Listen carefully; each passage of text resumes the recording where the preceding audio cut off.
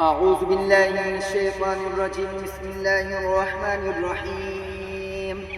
اللهم صل على سيدنا ومولانا محمد صاحب التاج والمعراج والبراق والعلم،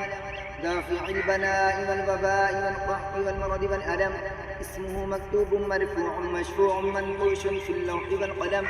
سيد العرب والعجم، جسمه مقدس معطر مطهر منور في البيت والحرم،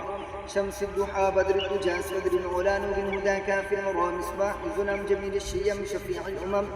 صاحب الجود والكرم، والله واسع وجبريل خادمه، والبراق مركبه والمعراج سفره،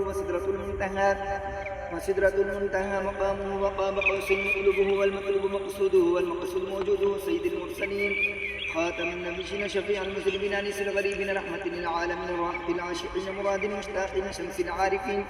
سراج السالكين مصباح المقربين محب الفقراء والغرباء والمساكين، سيد الثقل النبي الحرمين باب القبلتين وسيلتنا في الدارين، صاحب قاب قوسين محبوب رب المشرقين ورب المغربين،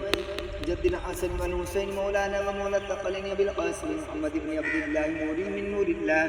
يا ايها المشتاقون بنور جماله بلغ المولى بكماله كشف الزجا بجماله